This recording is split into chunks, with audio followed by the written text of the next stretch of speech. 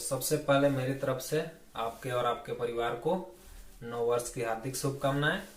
उम्मीद करता हूं कि इस नए साल के साथ हमारा एक नई शुरुआत हो और ये पिछले साल की तरह यानी कि 2020 की तरह ना गुजरे। 2021 उम्मीद करता हूं कि बहुत अच्छा आपसे गुजरे, आप लोगों का और सबका। तो जैसा कि मैंने बोला था कि 1 जनवरी से हमारा एक बैच स्टार्ट होगा air force, navy, army, SSC, GD, railway और स्टेट एग्जाम्स के लिए स्पेशल। और मैं आज से वो बैच स्टार्ट भी करता हूं, तो आप लोग आराम से पढ़िए और रेगुलर पढ़िए, आपको पूरी की पूरी तरह समझ में आएगा। ठीक है, तो आज हम अपना एक नया बैच स्टार्ट करते हैं। तो एक छोटा चैप्टर होता है आपका फ्रैक्शन, लेकिन उससे आपको हर एग्जाम में एक ना एक क्वेश्चन तो आपको देखने को मिलेंगे ही मिलेंगे। तो सबसे पहले हम एक छोटा सा चैप्टर स्टार्ट करते हैं जो कि आपका सबसे पहला होगा, और ये समझ लीजिए कि नंबर सिस्टम के ही अंतर्गत आता है आपका फ्रैक्शन, जिसको हम अगर हिंदी में बोले तो इसको बोलेंगे भिन्न। और फ्रैक्शन और भिन्न होता क्या है, जैसे हम लोग इसको बोलते हैं 5/4, 3/2, 7/5, 6/4, 8/3। तो यही सब क्या है, फ्रैक्शन है, ये सब आपका भिन्न है। तो अब इसी में आता है कि कौन बड़ा होता है और कौन छोटा होता है। जैसे मान लीजिए आपको दे दिया 5/4 और 3/2, और आपसे पूछेगा कि इस 5/4 और 3/2 में दोनों में बड़ा भिन्न कौन सा है, और ये आपको क्वेश्चन हमेशा देखने को मिलते हैं। तो इस चीज को हम सबसे पहले पढ़ेंगे। तो इसके 3-4 मेथड होते हैं, हम सब एक एक करके समझेंगे और फिर कौन सा मेथड कौन से क्वेश्चन पर लगाना है उस सबको बारी बारी से समझेंगे। तो सबसे पहला आपका आता है क्रॉस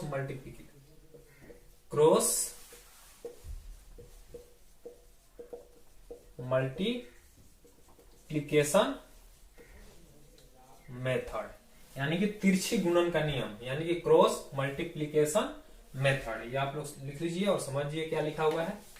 चलिए, तो ये होता क्या है, कैसे काम करता है, इस चीज को हम जानते हैं और बिल्कुल बेसिक से पढ़ेंगे, आराम से पढ़ेंगे, कोई जल्दी नहीं है क्योंकि अभी बहुत टाइम है और हम लोग आराम से पढ़ते जाएंगे।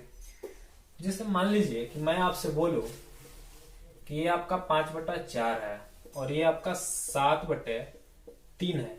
मैं बोलूं कि बताइए इन दोनों में से बड़ा कौन है। तो क्रॉस मल्टीप्लिकेशन यानी कि तिरछे गुणन का नियम क्या बोलता है, तो वो कहता है कि आप इसको इससे गुना कीजिए, ठीक, यानी कि तिरछा तिरछी, और इसको आप इससे गुना कीजिए, यानी कि यहाँ पर क्या आएगा आपका 5×3 और यहाँ पर आपका क्या आएगा 7×4। इसका मान कितना आया 15 और इसका कितना आया 28। यानी दोनों में बड़ा कौन है, ये आपका हुआ 15 और ये हुआ आपका 28, तो बड़ा कौन सा हुआ 28। लेकिन यहाँ पर प्रॉब्लम ये है कि आपको समझना होगा कि 28 किसका मान होगा, इस वाले भिन्न का हम मान के रूप में लेंगे या इस वाले भिन्न के मान के रूप में लेंगे।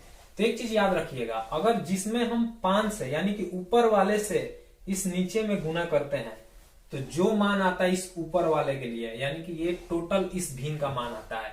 यानी कि कहने का मतलब है कि अगर मैं यहां से 5×3 करूं तो 5 किसका अंश है, यानी किसका नोमिनेटर है, तो ये है आपका 5 का। यानी कि ये जो 15 आएगा वो किस भिन्न का मान आएगा, इस भिन्न का मान कितना आया था आपका 15 आया था। और इस अब देखिए ये 7×4, यानी कि यहां पर आप करेंगे तो 7×4, तो ये किसका अंश है, ये इसका अंश है। तो ये यानी कि 28 किसका मान आएगा, इसका आएगा। तो आप खुद बताइए कि 15 बड़ा है या 28 बड़ा है, तो 28 बड़ा है।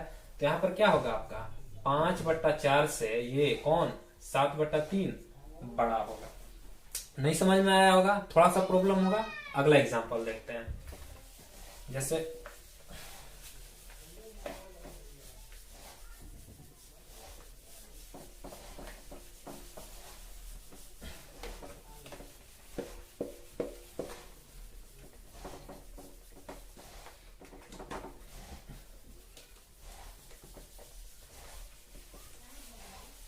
मैं आपको बोलूं कि 8/7 और आप बताइए 11/12, इन दोनों में बड़ा कौन है।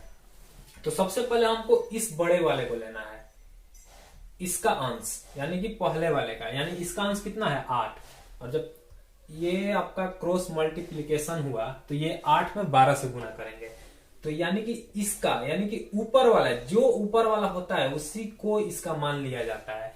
यानी कि हम 8 इसको पकड़े हैं, इससे गुना किए हैं, यानी कि 12 है 96, यानी कि 96 आपका किसका आया, इसका मान आया है।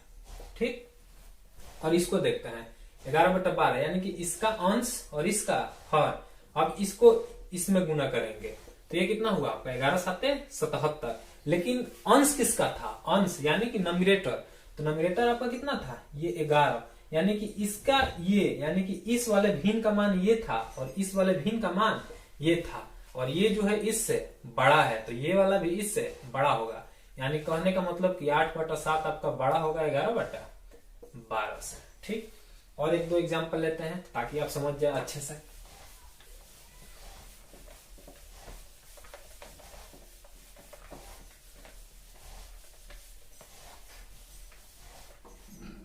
जैसे मान लीजिए कि मैं बोलूं कि 15/17 इंटू 19/11, इनमें बड़ा कौन है, तो आप कैसे पता लगाएंगे। तो सबसे पहले क्या मैंने बताया कि जिसका ऊपर वाला लेंगे वही उसका मान होगा, यानी कि इसका पहले ले रहे हैं तो इसका किसके साथ, इसके साथ, यानी कि यहां पर आपका कितना होगा 15×11 होगा। अब यहां देखिए इसका ऊपर वाला लिए हैं, यानी कि इसका इससे करेंगे, यानी कि 19×17, तो ये सीधा दिख रहा है कि ये भी इससे बड़ा है, ये भी इससे बड़ा है, यानी कि ये तो ऐसे ही दिख रहा है कि ये बड़ा होगा गुना करने के बाद। ठीक, तो जब ये आपका बड़ा होगा यानी कि इसमें कौन बड़ा होगा, 15/7 में और 19/11 में आपका बड़ा कौन होगा, ये बड़ा होगा। ठीक, 19/17 में बड़ा कौन होगा, ये बड़ा होगा। नहीं समझ में आ रहा तो इसको आप गुना कर लीजिए, 15 में 11 से गुना करेंगे तो कितना होगा 150 और 11 कितना 165, और इसको करेंगे तो आपका कितना भी है ये क्या होगा 165 से तो बड़ा ही आएगा, तो यानी कि ये बड़ा होगा। ठीक, और एग्जांपल हम लेते हैं 17 9 53 सा होता है। चलिए और जैसे एग्जांपल लेते हैं, अब मान लीजिए कि मैं आपके सामने एग्जांपल लेता हूं, क्या बताइए 18/23 और 25/31, इन दोनों में बड़ा कौन है, 18/23 बड़ा है कि 25/31 बड़ा है। अब मैं पूछूं कि इन दोनों में बड़ा कौन है, तो अभी क्या मैंने बताया कि इसका पहले लेंगे, यानी कि इस फ्रैक्शन का मान, तो ये कितना होगा, ये होगा आपका 18×31, और इस फ्रैक्शन का मान लेंगे यानी कि ये कितना होगा आपका 25×23। जब इसको करेंगे तो ये कितना होगा 18×3=54, आपको गुना करने की कोई जरूरत नहीं तो कर लीजिए 18 कम 18 का 8 हाथ में लगा 1, 18×3=54 और 1 55, यानी कि ये आ गया आपका 558। अब इसको देखते हैं 25×3=75 का 5 हाथ में लगा 7, 25×2=50 और 7 यानी कि 575, यानी कि इन दोनों में बड़ा कौन हुआ, तो बड़ा आपका ये हुआ, जब ये बड़ा तो इसमें ये बड़ा। ठीक, यानी जिसका मान बड़ा उसका फ्रैक्शन बड़ा। तो उम्मीद करता हूं कि आप ये मेथड समझ गए होंगे, तिरछे गुणा यानी क्रॉस मल्टीप्लीकेशन का नियम। अब इसका दूसरा मेथड जानते हैं।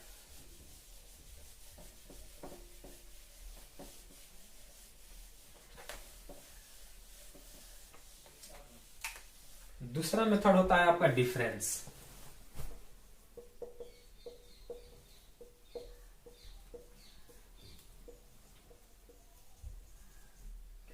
डिफरेंस मेथड, अब ये डिफरेंस मेथड क्या होता है, जैसे मैं बोलूं क्या बताइए 4/5, 3/4, 7/6,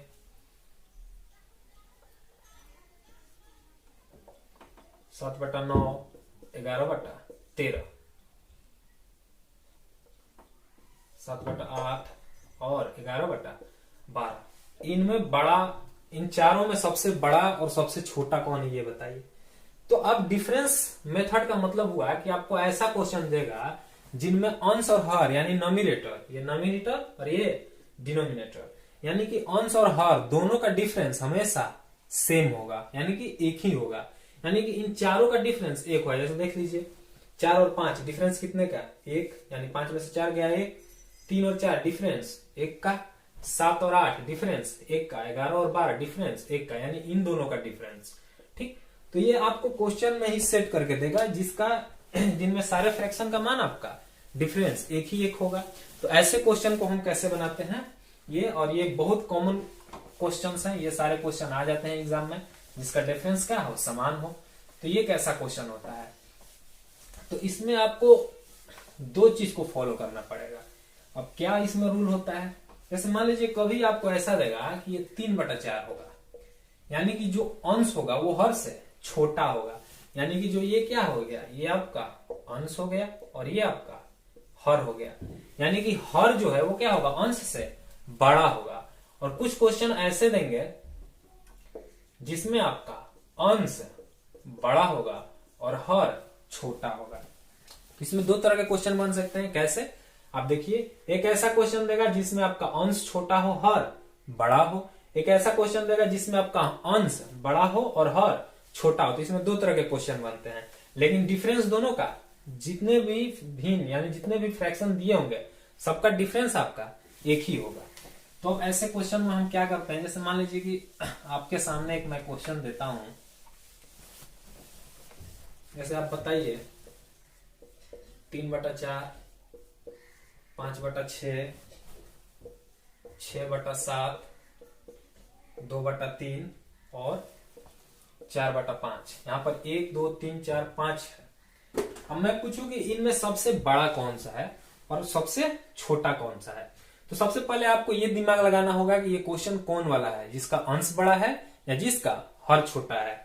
यानी कि प्रॉपर और इम्प्रॉपर देखा जाता है, तो आप वो मत समझिए, हम लोग अपना शुद्ध देसी भाषा में समझेंगे। यानी कि देखना होगा कि किसका अंश, किसमें अंश बड़ा है, किसमें हर बड़ा है। तो पहले क्वेश्चन के सीरीज यानी क्वेश्चन के लैंग्वेज को आपको पकड़ना होगा कि क्वेश्चन क्या बोल रहा है। तो जब आप देखेंगे तो ये इसमें हर बड़ा है, इसमें भी हर बड़ा है, इसमें भी हर बड़ा है, इसमें भी हर, इसमें भी हर, यानी कि सबसे पहले तो आपको दिख गया हर बड़ा है। और आप क्वेश्चन देखते ही समझिएगा कि इनका भी डिफरेंस एक, इनका भी डिफरेंस एक, इनका भी डिफरेंस एक, इनका भी डिफरेंस एक, इनका भी डिफरेंस एक। तो अगर क्वेश्चन का डिफरेंस एक हो, यानी एक मतलब एक नहीं, मतलब समान हो सबका, 2 भी हो सकता है। जैसे यहाँ पर अगर 4 दे दे, यहाँ पर 6 दे दे, तो डिफरेंस 2 हो गया। तो जब इसका डिफरेंस 2 तो इसका भी 2, इसका भी 2, इसका भी 2, इसका भी 2, यानी कि सबका डिफरेंस 2-2 होना चाहिए, तभी ये लागू होता है। जब अगर ऐसा दे तो हम क्या करेंगे? तो सबसे पहले कि आपको देखना, आप ये देख लिए कि इसका हर बड़ा है, तो एक नोट आप याद रखिएगा कि अगर अंश और हर का अंतर समान हो, क्या अंश हर का अंतर समान हो और हर अंश से बड़ा हो, तो क्या होगा? देखिए, अंश हर का अंतर समान हो, ठीक, और हर अंश से बड़ा हो, यानी कि हर यानी कि नीचे वाला जो ऊपर वाले से बड़ा हो, और हर अंश से बड़ा हो, तो जिस भिन्न का अंश बड़ा होगा वह भिन्न सबसे बड़ा होगा। अब कहने का मतलब इसका क्या है कि ये बोल रहा है कि अंश और हर का अंतर समान है, तो अंश और हर का अंतर समान है, और फिर बोला कि हर अंश से बड़ा हो। तो देखिए यहां पर हर आपका अंश से बड़ा हो, तो भिन्न का अंश कौन सा, जिस भिन्न का अंश बड़ा होगा, यानी कि अब इनमें हमको देखना है कि किसका अंश सबसे बड़ा है। तो इसका 3 है, इसका 5 है, इसका 6 है, इसका 2 है, इसका 4 है। अब इसमें सबसे बड़ा अंश कौन है? तो सबसे बड़ा आपका अंश इस भिन्न का है। तो जिस भिन्न का अंश सबसे बड़ा हो वो भिन्न सबसे बड़ा होगा। यानी कहने का मतलब है कि आपका सबसे पहले हमको चेक करना होगा कि अंश बड़ा है या हर बड़ा है। तो यहां पर देखेंगे हम कि क्या हर बड़ा है, और फिर देखेंगे कि क्या डिफरेंस सेम है, तो डिफरेंस भी सेम है। तो ऐसे क्वेश्चन का जिनका हर बड़ा हो अंश से और डिफरेंस समान हो, उनमें कभी भी जिस भिन्न का अंश सबसे बड़ा हो वह भिन्न हमेशा बड़ा होगा, और जिस भिन्न का अंश सबसे छोटा हो वह भिन्न आपका छोटा होगा। तो आप खुद बताइए इसमें सबसे बड़ा भिन्न कौन होगा? तो सबसे बड़ा भिन्न ये आपका ये 6/7 होगा। और मैं पूछूं कि सबसे छोटा भिन्न इसमें से कौन सा होगा? तो सबसे छोटा भिन्न आपका 2/3 होगा। तो ये हो गया आपका बड़ा और ये हो गया आपका छोटा। तो उम्मीद करता हूं कि आप समझ गए होंगे। इस पर और एग्जांपल लेने की जरूरत नहीं है, लेकिन जब हम क्वेश्चंस करेंगे, अभी मैं आपको क्या कर रहा हूं, अभी मैं आपको बस थ्योरी बता रहा हूं, जब हम क्वेश्चन करेंगे तब ये सब फिर से रिवीजन होगा। ठीक, तो आप इस चीज को आप याद रखिएगा। ठीक,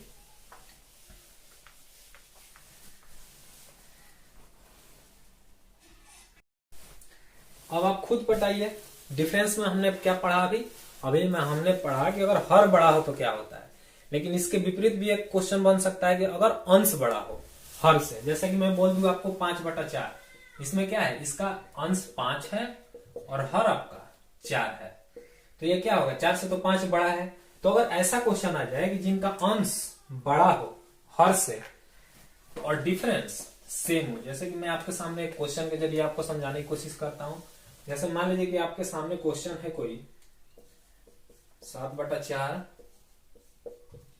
14/11, 11/8, 10/7 और 8/5। अब इनमें मैं पूछूं कि सबसे बड़ा और सबसे छोटा कौन सा है, लेकिन सबसे पहले तो आपको दिखाई दे रहा है कि यहां भी 3 का डिफरेंस, यहां भी 3 का डिफरेंस, यहां भी 3 का डिफरेंस, इनमें भी 3 का डिफरेंस और इनमें भी 3 का डिफरेंस, यानी कि डिफरेंस तो सब में समान है। लेकिन अगर हम ध्यान से देखेंगे तो ये आपका अंश रहा और ये आपका हर रहा। जब हम ध्यान से देखेंगे तो आपको दिखेगा कि हर से अंश तो बड़ा है और अंतर समान है। तो ऐसे क्वेश्चन में कि अगर अंश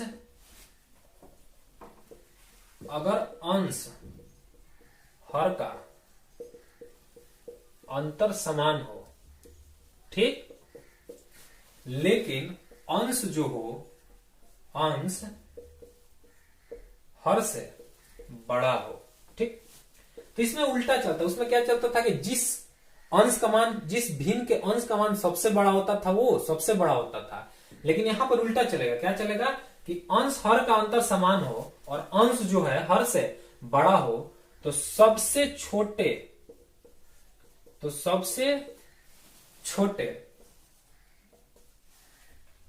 अंश हर से बड़ा हो तो जिस भिन्न का अंश सबसे छोटा हो, जिस भिन्न का अंश सबसे छोटा हो वह भिन्न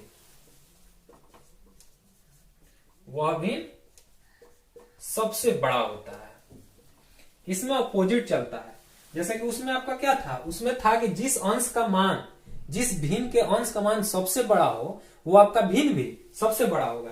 लेकिन यहां पर क्या है कि अंश हर का अंतर समान हो और जो अंश है हर से बड़ा हो, तो जिस भिन्न का अंश सबसे छोटा हो वह भिन्न सबसे बड़ा होता है। ठीक, तो आप नोट कर लिए होंगे इसे। अब जैसे ये देखिए, अब यहां पर हम देखते हैं सबका अंतर समान है और अंश हर से बड़ा है, तो इसमें क्या बोला कि जो सबसे छोटा भिन्न होगा, यानी कि जो सबसे छोटा भिन्न होगा वो सबसे बड़ा होगा और जो सबसे बड़ा भिन्न का अंश जिसका होगा वो सबसे छोटा होगा। क्योंकि हमको यहाँ पर क्या करना है, सबसे बड़ा खोजना है, तो सबसे बड़ा खोजने के लिए अगर अंश बड़ा हो तो हम क्या खोजेंगे, सबसे छोटे अंश वाले को।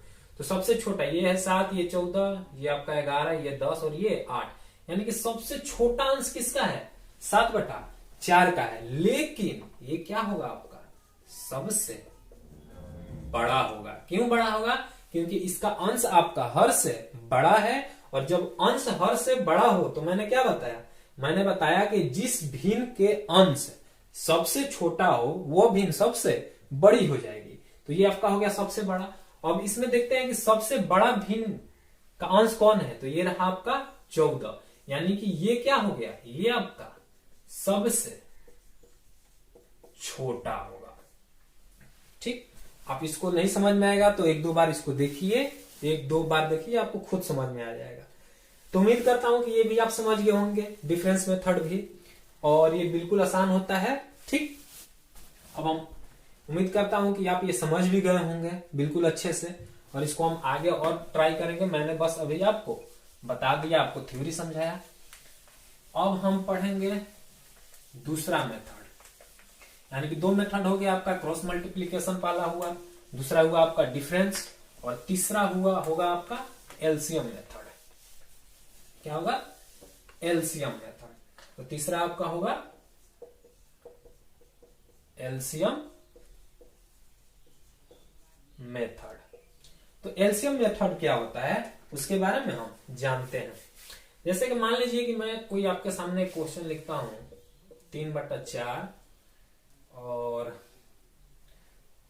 2/5 और 7/10। चलिए, 3/4, 2/5, 7/10। तो अगर इसमें देखिए, इसका अंतर 1 है, इसका अंतर 3 है, इसका अंतर भी 3 है, लेकिन दो का अंतर तो सेम है, लेकिन इसका अंतर अलग है। तो इसमें तो हम डिफरेंस रूल नहीं लगा सकते हैं। तो ऐसे मेथड को हम क्या करते हैं, ऐसे क्वेश्चन को, कि अगर हम क्या करें, हमको मेन प्रॉब्लम कहाँ है, हमको मेन प्रॉब्लम इन सब में, यानी नीचे वाले हर का प्रॉब्लम होता है। किसी भी क्वेश्चन में अगर हर ना हो तो वो क्वेश्चन इजी होगा, लेकिन किसी भी क्वेश्चन में अगर हर आ जाए तो क्या होता है, वो आपका क्वेश्चन थोड़ा अच्छा बन जाता है। तो सबसे पहले इस एलसीएम मेथड में हम क्या करते हैं कि हर का एलसीएम लेते हैं। क्या लेते हैं? हर का एलसीएम लेते हैं। तो जब हर का एलसीएम लेंगे, यानी एलसीएम ऑफ 4, 5, 10, तो जब इसका एलसीएम लेंगे तो कितना हो जाएगा? इसका एलसीएम होगा आपका 20। ठीक, तो हमको क्या करना होता है, ये जो हर है इनको हमको 20 बनाना होता है। क्या बनाना होता है? 20। यानी कि मान लीजिए कि जैसे ये आपका 3/4 है, अब इस हर को यानी 4 को हमको क्या बनाना है? 20 बनाना है। तो जब 4 को 20 बनाना होगा तो हमको क्या करना होगा? 4 से कितना में गुना करें ताकि ये 20 बन जाए? तो 4 में अगर हम 5 से गुना कर दें तो ये आपका कितना हो जाएगा? 20 हो जाएगा, क्योंकि हमको एलसीएम क्या लिए हैं? हम 20 लिए हैं, और हमको हर को भी, सारे हर को 20 बनाना है।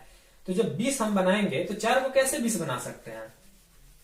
अगर 4 में हम कितना से गुना कर दे? 5 से गुना कर दे तो ये आपका 20 हो जाएगा।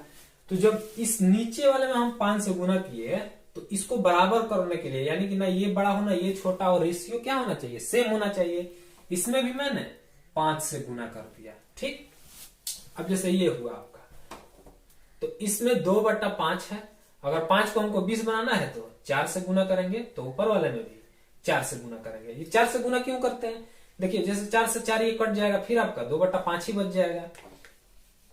ठीक, तो ये भी आपका 4 और ये भी आपका 4।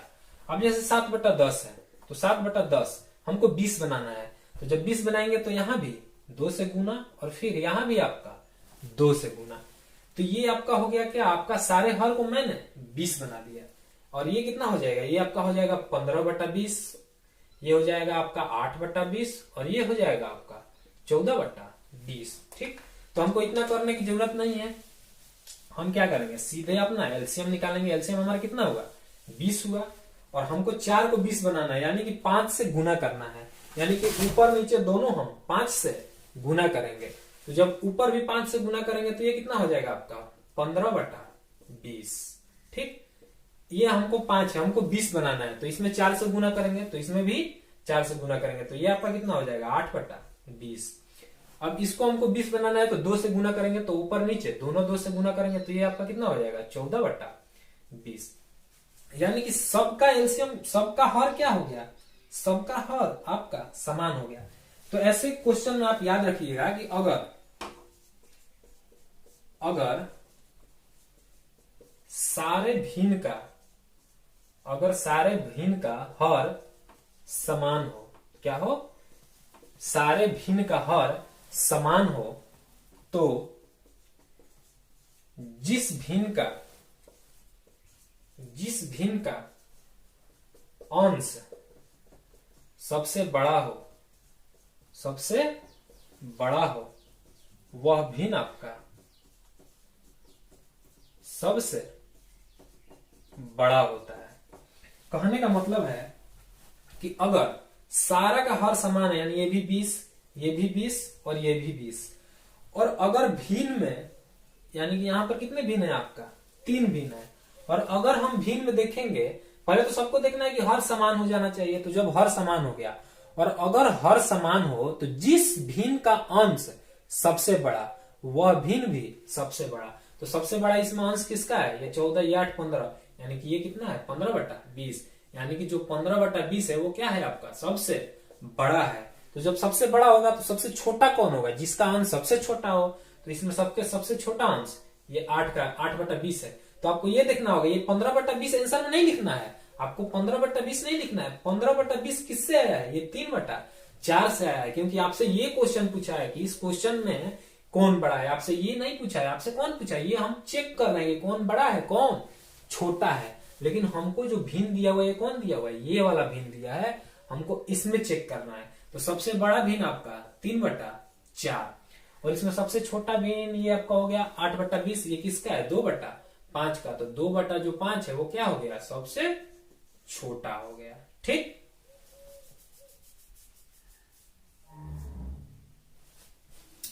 तो उम्मीद करता हूं कि आप समझ गए होंगे।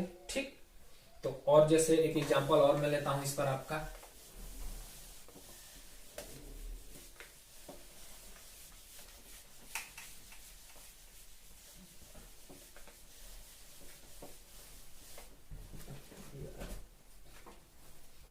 जैसे आपके सामने मैं एक और क्वेश्चन लेता हूं।